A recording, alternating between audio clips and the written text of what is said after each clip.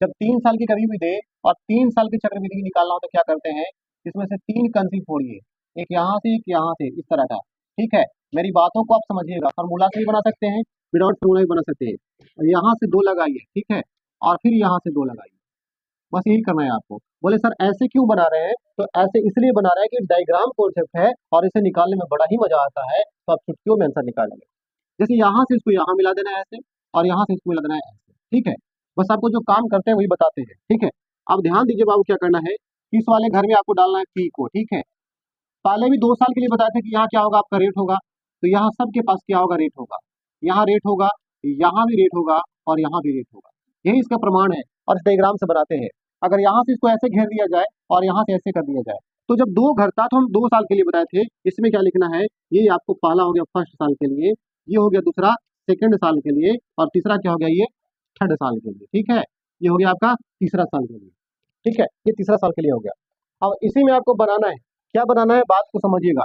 अगर यहाँ ये ए है, ए है, ए है, ठीक है, अगर ये ए है, ए है, ए है, तो ये सब का सब क्या हो जाएगा, साधारण ब्याज हो जाएगा, और इसको मिलाएगा तो क्या होगा, चक्रवृद्धि ब्याज होगा।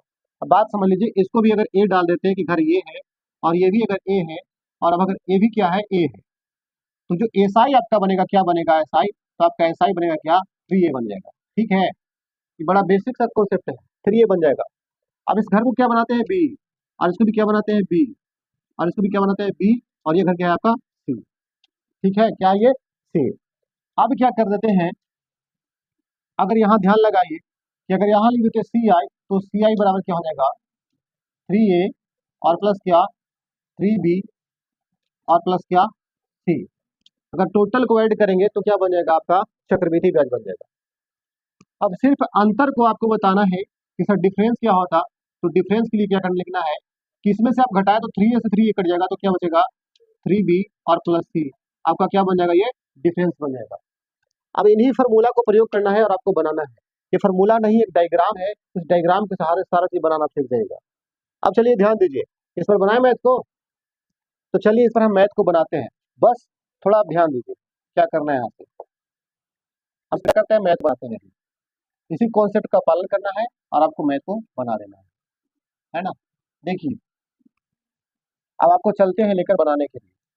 अब क्या लिखा हुआ है इस तरह का, तो हम यहाँ से घर बनाएंगे। प्रिंसिपल कितना है, 1000, तो 1000 लगा देंगे, 10,000 है, सॉरी 10,000 लगा देंगे।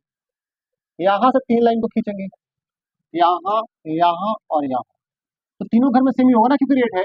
तो 10% का वैल्यू कितना हो जाएगा बाबू, काटोगे तो 1/10 आ जाएगा। हाँ सर, इस लाइन पर आप डाल दो 1/10। 1/10 का मतलब कि एक जीरो चला जाएगा, तो क्या बचेगा, यहाँ भी 1000 बचेगा। हाँ सर बात सही है, यहाँ भी आपका 1000 हो जाएगा। हाँ सर बात सही है, और यहाँ भी आपका 1000 होगा, क्योंकि तीनों जगह रेट तो सेम है ना। हाँ सर, अब यहाँ से निकालते हैं 2 घर, एक यहाँ और एक यहाँ, ठीक है, और एक यहाँ, 3 घर, तीनों की तीनों बी है। तो यहाँ का 10% निकाल देते हैं तो कितना हो जाएगा, ये 100 हो जाएगा। तो ये भी कितना हो जाएगा आपका, 100 हो जाएगा, और ये भी कितना आपका हो जाएगा, 100 हो जाएगा, है ना बड़ा आराम। और यहाँ एक बनेगा आपका, तो ये यहाँ से निकलेगा, और इसका करेंगे 1/10%, तो ये कितना बन जाएगा आपका, 10 बन जाएगा। आप बात को समझिए, जो हम बात बता रहे थे, क्या आपको बता रहे थे, बात को समझिए। ठीक है, इस आधार पर बना दिए। अब तीनों सामने दिख रहा है, तो जब एसआई की मामला आती है तो कहिए कि सर एसआई कितना होगा, तो 3000 होगा। कितना होगा, 3000 होगा। ठीक है, एसआई कितना होगा, 3000 होगा। अगर बात आता है सीआई का, तो सीआई कितना होगा, तो ध्यान दीजिए 3a, यानी कि 3000 भी होगा, और इसको इसको जोड़ना भी पड़ेगा आपको सबको। ठीक है, तो देखिए 3 हो गया, तो 3a का मतलब कितना, 3000। हाँ सर, और 3b, तो ए भी है ना, और ए भी है, तो 3b, तो कितना होगा, 3 100 300, यानी कि प्लस में क्या सी, तो कितना हो जाएगा, ये हो जाएगा 3310। ठीक है, तो ये क्या आ गया आपका, सी आई आ गया। जब डिफरेंस की बात करते हैं तो डिफरेंस क्या होता है आपका, बी, और प्लस क्या होता है, सी। तो 3b 100 कितना हो जाएगा, 300। ठीक है, और प्लस सी कितना आपके पास है, 10। तो डिफरेंस मेरा कितना आ गया, तो कहेंगे सर डिफरेंस कितना आ गया मेरे पास, तो 310 आ गया, 310। जब अमाउंट की बात करते हैं तो अमाउंट तो आपको पता है क्या होता है, अमाउंट बराबर क्या होता है, तो अमाउंट बराबर होता है पी प्लस सी आई। पी प्लस सी आई, आपके पास पी कितना था, तो 10,000 था। कितना था, 10,000, और सी आई कितना आया, तो 3,310 आया। बस इसको आप जोड़ दीजिए, 0 1 3 3, कितना हो गया, 1, यानी कि 13,310 हो गया। इसमें क्या आपको चाहिए, जो चाहिए वो निकाल सकते हो। ठीक है, आपको साधारण ब्याज पूछे तो कहेंगे 3,000, अगर चक्रवृद्धि ब्याज पूछे तो कहेंगे कि 3,310, अगर चक्रवृद्धि ब्याज साधारण ब्याज का अंतर पूछे तो बोलेंगे 310। ठीक है, अगर आपको क्या पूछे कि बताइए कि मूल अमाउंट कितना होगा, सॉरी मूलधन कितना होगा, तो कहेंगे 3,310 होगा। ठीक है, तो ऐसे तरीके से बनाते हैं, डायग्राम है, डायग्राम कॉन्सेप्ट है। अगर इसको आप फॉर्मूला बेस्ड भी बनाते हैं तो आंसर यही आएगा आपका। ठीक है।